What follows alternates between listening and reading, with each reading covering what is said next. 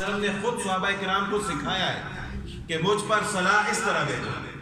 صحابہ کرام نے پوچھا کہ ہم صلاح کیسے بھیجیں؟ تو رسول اللہ صلی اللہ علیہ وسلم نے درود ابراہیمی پڑھا کہ مجھ پر صلاح اس طرح بھیجو۔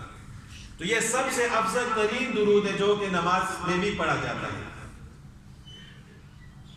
تو جب کوئی شخص رسول اللہ صلی اللہ علیہ وسلم پر درود و سلام بھیجتا ہے تو اس کا اخروی فائدے تو ہے ہی ہے، اس کے دنیاوی بھی بہت سارے فائدے ہیں۔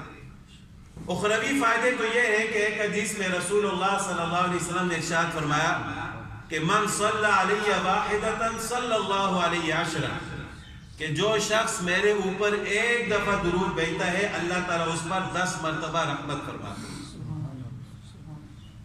اور ایک حدیث میں رسول اللہ صلی اللہ علیہ وسلم نے فرمایا کہ اللہ تعالیٰ کے کچھ فرشتے ہیں جو پوری زمین میں گھومتے ہیں، جہاں کہیں مجھ پر درود پڑھا جاتا ہے وہ مجھ تک پہنچاتے ہیں، یعنی میرے روضہ مبارک میں مجھے آ کر بتاتے ہیں کہ دنیا کے کس کونے میں آپ کی امتی نے آپ کے اوپر درود بھیجا ہے۔ اور جو شخص میری قبر کے سامنے میرے روضہ مبارک کے سامنے کھڑے ہو کر درود پڑھتا ہے وہ میں خود اپنے کانوں سے سنتا ہوں۔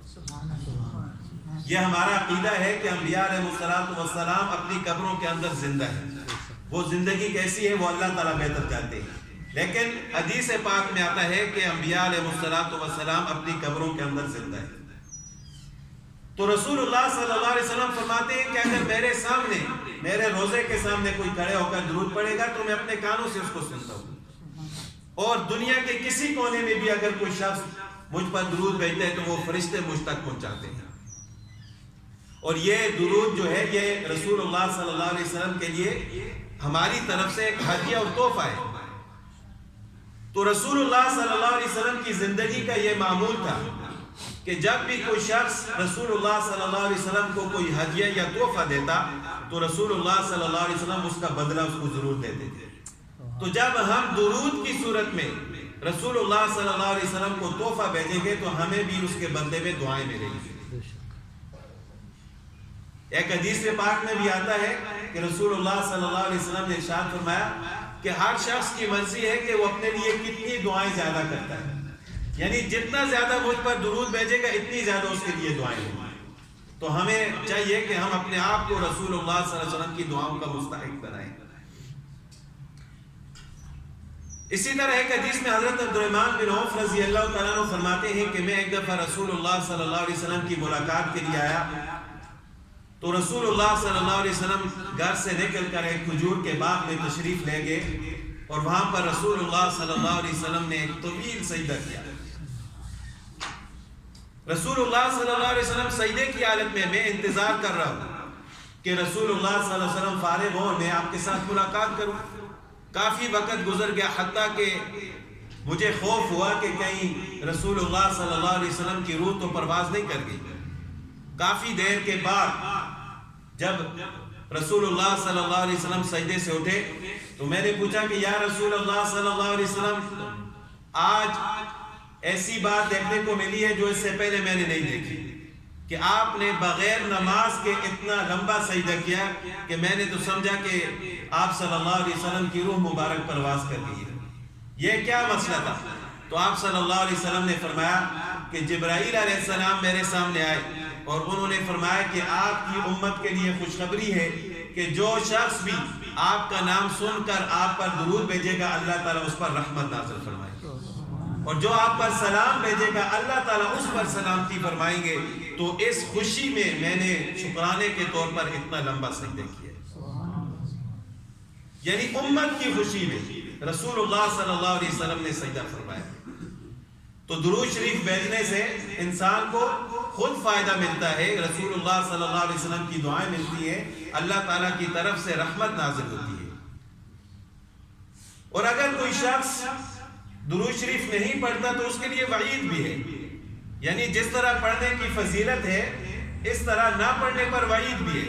ایک مشہور حدیث ہے، آپ نے پہلے بھی سنی ہوگی کہ ایک دفعہ رسول اللہ صلی اللہ علیہ وسلم خطبہ دینے کے لیے ممبر پر تشریف لائے۔ جب ممبر کی پہلی سیڑھی پر قدم رکھا تو رسول اللہ صلی اللہ علیہ وسلم نے فرمایا کہ آمین۔ جب دوسری سیڑھی پر قدم رکھا تو پھر فرمایا کہ آمین۔ جب تیسری سیڑھی پر قدم رکھا تو پھر فرمایا کہ آمین۔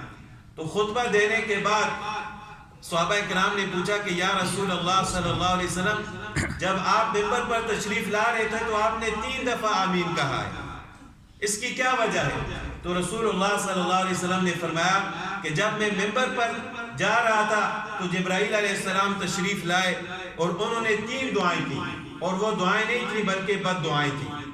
پہلی دعا یہ تھی کہ ہلاک ہو جائے وہ شخص جو اپنے والدین کو بڑھاپے کی حالت میں پائے اور ان کی خدمت کر کے اپنی بخشش نہ کروا سکے۔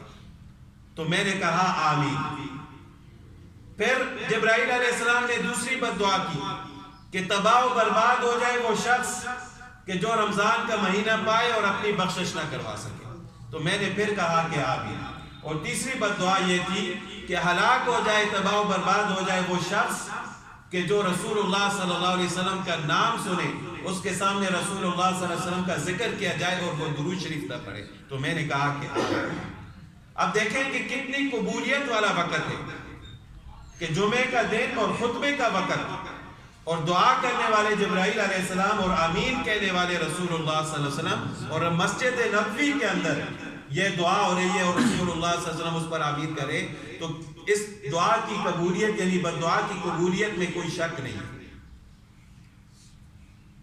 تو جب رسول اللہ صلی اللہ علیہ وسلم کا نام سامنے آئے، اگر کوئی شخص درود شریف پڑھ رہا ہے تو سننے والے پر درود شریف پڑھنا واجب ہو جاتا ہے۔ زندگی میں ایک مرتبہ درود شریف پڑھنا فرض ہے، کیونکہ اللہ تعالیٰ کا ارشاد ہے کہ یا ایھا الذین آمنوا صلوا علیہ وسلموا تسلیما۔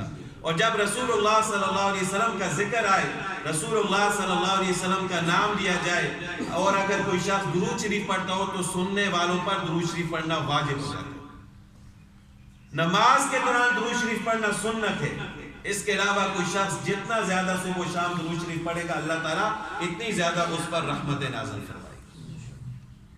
ایک حدیث پاک میں آتا ہے کہ رسول اللہ صلی اللہ علیہ وسلم کے ارشاد ہے کہ اگر کسی کا ہاتھ پاؤں سن ہو جائیں تو اس کو چاہیے کہ وہ درود شریف پڑھے۔ بعض اوقات ہوتا ہے بیٹھے بیٹھے ہاتھ پاؤں سن ہو جاتے ہیں، یا بعض لوگوں کو بیماری ہوتی ہے، ہاتھ شال ہو جاتے ہیں، پاؤں شال ہو جاتے ہیں، تو اس کا علاج رسول اللہ صلی اللہ علیہ وسلم نے یہ بیان فرمایا کہ وہ شخص درود شریف پڑھے۔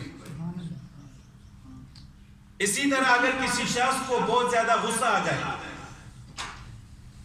تو اس کا علاج بھی یہ بتلایا کہ وہ درود شریف پڑھے۔ عربوں کے ہاں اب بھی یہ رواج ہے کہ اگر 2 آدمیوں کے درمیان لڑائی ہو جائے تو فوراً وہ کر کہتے ہیں صلی علی النبی، صلی علی النبی، رسول اللہ صلی اللہ علیہ وسلم پر درود پڑھو، تو اس طرح وہ لڑائی ختم ہو جاتی ہے۔ اسی طرح اگر کوئی شخص پریشانی کی حالت میں ہو، غمگین ہو، تو وہ اگر کثرت سے درود شریف پڑھے تو اللہ تعالیٰ اس کی پریشانی کو دور فرما دیتے ہیں۔ اسی طرح اگر کسی کو رزق کی تنگی ہو تو وہ بھی اگر کثرت سے درود شریف پڑھے تو اللہ تعالیٰ اس کی رزق کی تنگی کو دور فرما دیتے ہیں۔ اور سب سے بڑا فائدہ کہ جو شخص جتنا زیادہ درود شریف پڑھے گا زندگی میں مرنے سے پہلے اللہ تعالیٰ اس کو رسول اللہ صلی اللہ علیہ وسلم کا دیدار نصیب فرمائے۔ علامہ جلال الدین سیوطی رحمۃ اللہ علیہ ایک بڑے محدث مفسر گزرے ہیں، ان کو کئی دفعہ رسول اللہ صلی اللہ علیہ وسلم کا دیدار ہوا ہے۔ تو ان سے کسی نے پوچھا کہ کیا عمل ہے آپ کا جس کی وجہ سے آپ کو رسول اللہ صلی اللہ علیہ وسلم کا دیدار ہوتا ہے؟ تو انہوں نے فرمایا کہ میں کثرت سے درود شریف پڑھتا ہوں، اس وجہ سے اللہ تعالیٰ مجھے بار بار رسول اللہ صلی اللہ علیہ وسلم کا دیدار فرماتا ہے۔ اسی طرح جب انسان وضو کرے تو وضو کے دوران کثرت سے درود شریف پڑھے، اور جب مسجد میں داخل ہو اللہم افتح لی ابواب رحمتک یہ دعا پڑھنے سے پہلے درود شریف پڑھے، اور اسی طرح جب باہر نکلے تو اللہم انی اسألک من فضلک یہ دعا پڑھنے سے پہلے درود شریف پڑھے۔ اور کوئی بھی دعا جب انسان کرے، دعا کا یہ ادب ہے کہ دعا سے پہلے اور دعا کے بعد درود شریف پڑھے، یعنی درود شریف ایک ایسی دعا کہ جس کی قبولیت میں کوئی شک نہیں ہے۔ تو جب انسان دعا سے پہلے بھی درود شریف پڑھے گا اور دعا کے بعد بھی درود شریف پڑھے گا تو جب پہلی اور آخری دعا کو اللہ تعالیٰ قبول فرمائیں گے تو اللہ تعالیٰ کی رحمت بہت وسیع ہے، وہ درمیان والی دعا کو بھی ضرور قبول فرمائیں گے۔ تو جب بھی انسان دعا کرے تو اس کو چاہیے کہ وہ درود شریف پڑھے۔ درود شریف سب سے مختصر درود شریف جو ہے وہ صلی اللہ علیہ وسلم ہے۔ اسی طرح ہم دعا کے آخر میں پڑھتے ہیں صلی اللہ تعالی علی خیر خلقی محمد و آلہ و صحابہ اجمعین، یہ بھی درود شریف ہے۔ اسی طرح جب کوئی اہم بات انسان بیان کرنا چاہے، کسی کے سامنے خطبہ دینا چاہے